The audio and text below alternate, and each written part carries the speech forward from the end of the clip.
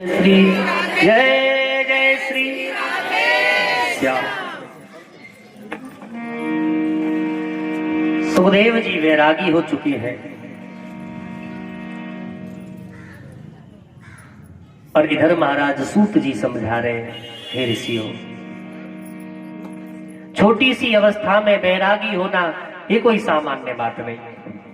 वेद व्यास जी महाराज ढूंढते हुए परेशान हुए, नारद जी ने आकर के उपदेश दिया, बोले भैया परेशान ना हो, भगवान का भक्त बन चुका है अब तुम्हारा लाला। तब उन्होंने, अब इस बात को जरा ध्यान देना, आप सभी कथा सुन रहे हैं, कोई कहे ये कथा किसने सुनी, किसने सुनाई, किसने लिखी, सीधा सा उत्तर है श्री वेद व्यास जी महाराज ने बेटा के वियोग में, श्री वेद व्यास जी महाराज ने बेटा के वियोग में नारद जी के कहने से श्रीमद् भागवत कथा का निर्माण किया। यह सबको अवगत होना चाहिए इस बात से। यही वेद व्यास जी महाराज के सुपुत्र धराधाम पर श्रीमद् भागवत कथा का प्रचार कर रहे हैं। और यही वैराग के कहे तो सिरमौर, जिनकी सन्निधि में बैठ करके जिसने भी कथा को श्रवण किया, सबके सब वैरागी भगवान के भक्त बने। अब दूसरी कथा, महाराज परीक्षित का जन्म किस प्रकार हुआ। आज कथा थोड़ी लेट शुरू हुई थी, तो थोड़ा सा आधा घंटा लेट हो जाए कोई आपत्ति तो नहीं, वैसे तो 4 तो बज गए। हाँ जी, 5 बजे तक देखूंगा कितने रुकोगे, कौन कौन रुकेगा। देखिए, हाँ, श्री परीक्षित महाराज का जन्म किस प्रकार हुआ। ये बात उस समय की है जिस समय 5 पांडव युद्ध में विजय प्राप्त कर चुके हैं। भगवान श्री कृष्ण ने कहा पांडवों से, हे धर्मराज, हे बड़े भैया, आप 5 पांडव हिमालय की ओर गले के लिए चले जाओ। तो उन्होंने ये नहीं कहा क्यों, तुरंत तैयारी शुरू कर दी।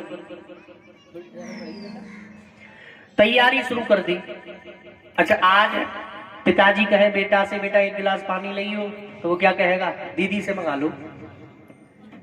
ये छोटे भाई या बड़े दूसरे भाई, मतलब किसी और कोई कह देगा उनसे मंगा लो। समझना ये है कि भगवान ने कहा तो धर्मराज युधिष्ठिर जी ने तुरंत तैयारी शुरू कर दी। हमारे बड़े, हमारे पूजनीय हमें आदेश करें तो हमें तुरंत काम पे लगना चाहिए, ये बात ध्यान रखना। तो 5 पांडव चल दिए, तो राजा तो बनाना है किसी को। तब युद्ध में मारे गए अभिमन्यु के पुत्र परीक्षित को राजा बनाया और राजनीति का पाठ पढ़ाया। बेटा, जा सो राज्य पिय प्रजा दुखारी, सो नृप अवश्य नरक अधिकारी। जिस राजा के राज्य में प्रजा दुखी रहे वो राजा नरक का गामी होता है। इसलिए आप प्रजा को पुत्रवत प्रेम करना, ठीक है। और बेटा, ये सब कुछ तुम्हारा है, लेकिन एक बात याद रखना, इस पूरे हॉल में 7 कमरे बने हैं, उस 7वें कमरे को मत खोलना, बस इतना मेरी बात को याद रखना। सब कुछ तुम्हारा है, हमारा यश, हमारी कीर्ति, हमारा धन वैभव, सब कुछ तुम्हारा है। परीक्षित महाराज को 1 कमरे के लिए मना कर दिया। लेकिन हम ये छोटे लोग क्या करते हैं, बड़ों की बात में संदेह। महाराज परीक्षित ने इस बात को ऐसे नहीं सोचा कि 1 कमरे के लिए मना किया है तो कोई बात होगी, सब कुछ देंगे, एक ही तो नहीं दिया, कोई बात नहीं। उन्होंने क्या किया, कैसे हैं हमारे बड़े, देखो सब दे गए और 1 कमरे को मना कर गए। बताओ, अरे सब दे गए तो ऐसे भी दे जाते। और बच्चों की आदत होती है, बच्चे को मना करो इधर नहीं जाना तो कहीं और जाए ना जाए, लेकिन जिधर की मना किया है उधर जरूर झांक के देखो ऐसा है का या लंग। महाराज परीक्षित ने भी वही कार्य किया। दादाजी तो चले गए ज्ञान का उपदेश दे करके, लेकिन सबसे पहला काम वही किया जिसकी दादाजी ने मना किया। उस कमरे को खोल के देखा, भैया माना कि चुपचाप खड़े हैं, लेकिन बड़े तो बड़े हैं, उनकी बात सुननी चाहिए, समझनी चाहिए। कई कई बात तो पहेलियों में वो बोलते हैं, उन पहेलियों को सुलझाने की कोशिश करो, बहस ना करो। जितनी तुम्हारी उम्र है उतना उनका एक्सपीरियंस है, उससे कहीं अधिक। उनकी बात सुननी चाहिए। और ये बड़े हमारे परिवार के स्तंभ होते हैं, और स्तंभ केवल परिवार के नहीं, भारतवर्ष के नहीं, जगत के स्तंभ बड़े ना होते, छोटे सीखेंगे कहां से? बड़ों ने कोई एक्सपेरिमेंट किया तब हम उसका उपयोग कर पा रहे। तो बड़ों की बात को मानना विशेष आवश्यक है। आजकल लोग जवान लड़ाने लगते, तुमने हमारे लिए क्या कर दिया, ये इतने शब्द बोले हैं ना, तुमने हमारे लिए क्या कर दिया, इन्हीं की बदौलत है। भगवान ने भी सीधे नहीं फेंका धरती पे, माध्यम बनाए हमारे तुम्हारे माँ बाप। क्या कर दिया? ये शब्द भी कहां से उत्पन्न हुए? जब आप अपनी माता के उदर से उत्पन्न हुए तब ये शब्द कहीं आकर के यहाँ पर आप बोल पा रहे हो। इसलिए अपने बड़ों का सम्मान करें। महाराज परीक्षित ने बड़ों का सम्मान नहीं किया, धोखा पाया। ये जो बड़े बुजुर्ग हैं ना, सफेद बालों वाले, बड़े काम के हैं। एक बार रेल में बैठे 15 लड़के, कौन लड़के, आर्मी की भर्ती देख के आ रहे, घर से आए तो लड़के, बाहर से आए तो लड़के, इधर से लड़के, उधर से लड़के, कितने थे? 15। रेल में बैठे और अब 15 लड़के एक जगह हो, मजे ना हो कुछ। एक बोला भाई साहब कुछ ऐसा करते हैं, मस्ती हो जाए, मौज आ जाए, मजा आ जाए। अच्छा, जहां मजा आ जाए वहां सजा, मजा का उल्टा सजा। कथा में आता है आनंद, आनंद का कोई अपोजिट वर्ड नहीं है। एक लड़का बोला मजे करने तो देख, ये अच्छा मजाक के लिए सजा दे निश्चित है, ध्यान रखना, ज्यादा किसी के मजे लोगे सजा तुम्हें भी भोगनी पड़ेगी। एक लड़का बोला मजे ही करने तो क्या करें फिर?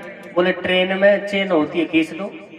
एक बोला वो अनपढ़, नीचे देख क्या लिखा है, 500 रुपया जुर्माना बिना कारण के खींची तो, और 3 महीने की जेल भी हो सकती है। एक बोला ये कौन सी बड़ी बात है, 500 रुपए क्या बड़े हैं, चंदा करो। यदि सब लोग समूह में आ जाए तो कोई चीज बड़ी है? भगवान ने गिरिराज जी चाहा तो अकेले उठा लेते, लेकिन सबको लगा लिया तो सबको ही मालूम नहीं पड़ा वजन है कितना, आंक ही नहीं पाई, सबने मिलके किया। उन्होंने चंदा करो तो किसी ने 20, किसी ने 50, किसी ने 100, किसी ने 200 रुपए इकट्ठे करे। 500 की जगह 2000 हो गए। बोले टीटी साहब आएंगे तो देगा कौन? तो उन्होंने एक अपना प्रधान बना लिया, तुरंत चुनाव करके बोले ये देगा। उसकी ऊपर वाली जेब में 2000 रुपए रख दिए, टीटी साहब आए तो दे देना। अब एक लड़के ने हाथ बढ़ाया तो एक और बोला अरे रुक रुक रुक रुक रुक। अब क्या हुआ? बोले देख चेन खींचेंगे हम, नाम लगाएंगे बुढ़े बाबा का। पास में एक बुजुर्ग बाबा बैठे थे, बाल सफेद, दाढ़ी सफेद, खाले सिकड़ी हुई। बाबा का नाम लगाएंगे, हमारे पैसे भी बच जाएंगे, सब इनकी बढ़िया से पार्टी करेंगे, मौज उड़ाएंगे। बाबा पास में बैठे वृद्ध हाथ जोड़ के बोले भैया भैया हमारे पास तो वैसे भी 50 रुपए नहीं, तुम 500 रुपए की बात कर रहे हो, कहां से देंगे भैया, हमारा नाम मत लगाओ। अब उनमें एक बोला, बोले देखो अभी तो ये बुढ़ा कम गिड़गिड़ा रहा है, जब टीटी साहब आएंगे तो उनके सामने और ज्यादा गिड़गिड़ाएगा। इसलिए एक लड़के ने चेन को खींच दिया मस्ती करने के लिए। चेन खींची, ट्रेन रुक गई, टीटी साहब आए और अपने अंदाज में किसने चेन खींची तो 15 लड़कों का इशारा एक तरफ, बुढ़े बाबा की तरफ। अब जिसके वोट ज्यादा वही नेता, वही मंत्री। 15 लड़कों का इशारा बुढ़े बाबा की तरफ। बुढ़े बाबा बरबस हाथ जोड़ के खड़े हो गए। टीटी साहब ने कहा चेन तुमने ही खींची? अब बुढ़े बाबा ने दिमाग लगाया, बोले हाँ माई बाप हमने ही खींची। अरे जानते नहीं हो, वैलिड रीजन होना चाहिए, बिना कारण के चेन खींची तो 500 रुपया जुर्माना। रीजन बताओ, कारण बताओ क्यों खींची। बुढ़े बाबा बोले माई बाप चेन हमने खींची, इसका कारण ये है कि जब हम ट्रेन में चढ़े तब हमारी जेब में 2000 रुपए थे और इन 15 लड़कों ने मिलकर के वो 2000 रुपए छीन लिए। और विश्वास ना हो तो उस वाले लड़के की ऊपर वाली जेब में रखे, चेक कर लो। अब टीटी साहब ने जो हाथ डाला तो ना 1 रुपया कम ना 1 रुपया ज्यादा। बाबा तो देख ही रहे थे, पूरे 2000। हाँ, जो रुपया गिने पूरे 2000। स्टेशन पर अगले पर गाड़ी जब रुकी, आरपीएफ वाले आ गए, उन 15 लड़कों को खींच करके ले जाने लगे। अब ये लड़के बाबा की तरफ यो देखे घूर घूर के। अब बाबा ने वो अपनी दाढ़ी पे हाथ फिराया, बोले बेटा ये सफेदी ऐसे ही नहीं आई है, एक्सपीरियंस है। इसीलिए हम भी निवेदन करते हैं कि अपने बड़ों की बात बड़े ध्यान से सुनो, इनकी हर एक बात बड़ी मजबूत रहती है। एक लड़के की शादी होने वाली, ससुराल वालों ने कहा बारात में कोई बूढ़ा ना आवे। अब लड़के तो और ज्यादा खुश, कोई बुढ़ा नहीं जाएगा, कोई रोकेगा टोकेगा नहीं, सब खूब बढ़िया मजे से तैयारी कर रहे हैं। पर लड़के का ना मैं तो जरूर जाऊंगा। नाना जी बोले मैं तो जरूर जाऊंगा। अच्छा, बुढ़ों को ज्यादा आनंद आता है बारात में। अच्छा, क्यों आता है? जो बुजुर्ग होते हैं उन्हें सारा पता होता है इसकी कैसे होगी, ये देखें, अंत समय में और ज्यादा लगता है। तो नाना जी चल दिए, बोले अब लेके तो आगे रखे कहाँ, सो रजाइयों के गट्ठल के पीछे नाना जी को बिठा दिया जनमासे में। पूरी रात बढ़िया कार्यक्रम चला। सुबह का वक्त, विदाई का समय आया। लड़की वालों ने कहा हमारी बेटी जब विदा होगी, जो हमारे गांव के पास में जल से भरी भंडार नदी बह रही है, इस नदी में पानी की जगह दूध बहाओगे तब तो बेटी विदा होगी, अन्यथा बेटी विदा। एक लड़का बोला भैया अब तो ऐसा है, जल्दी बारात को वापस ले चलो वरना क्या पता कोई और बात बना दे। सब ले जाने लगे, तैयारी करने लगे। एक बोला नाना को तो निकाल लो, काय को मारी डाल रहे हो उन्हें तो बाहर निकालो। तो नाना जी को बाहर निकाला, हो गई शादी। बोले शादी नहीं, बारात वापस जा रही है। अरे क्यों? बोले गांव के लोगों ने शर्ती ऐसी रखी है, वो कह रहे हैं गांव के पास में जो नदी बह रही है, इस नदी में पानी की जगह दूध बहाओ। बताओ कैसे हो? नाना जी बोले बेटा ये छोटी छोटी बातों पर कहीं बारात वापस होती है। बच्चे बोले ये छोटी बात दिख रही है आपको, इतनी बड़ी बात है? बोले बेटा कह दो हमारी तरफ से भी, हमारे पास दूध का पूरा इंतजाम है, पहले सारे गांव वाले मिलकर के इस नदी को पानी से खाली करें, हो जाएगी व्यवस्था। और लड़कों को एक आशा की किरण दिखाई पड़ी, सो भागे भागे गए। बोले भैया दूध का पूरा इंतजाम है, पहले आप सब लोग मिलकर के इस नदी को पानी से खाली करवाओ। उस गांव के बुजुर्ग बोले भैया ये इनके बस की बात नहीं, इस बारात में कोई ना कोई बुढ़ा जरूर है, इनके बस की बात नहीं है। नए लड़के तो टेंशन में जल्दी आ जाते हैं, इसीलिए कोई बड़ा काम करो। पिताजी ने चाहे कुछ देखा ना हो, उस काम के बारे में कुछ ना पता हो, पर उन्हें लोगों की बड़ी परख है। उनसे पूछो ये लोग हमारे काम में हैं, इतने पार्टनर हैं, ऐसे काम होता है, उन्हें समझा के फिर पूछो। ऐसा सटीक उत्तर देंगे कि आप भी आश्चर्य करोगे, पर पूछोगे तब तो।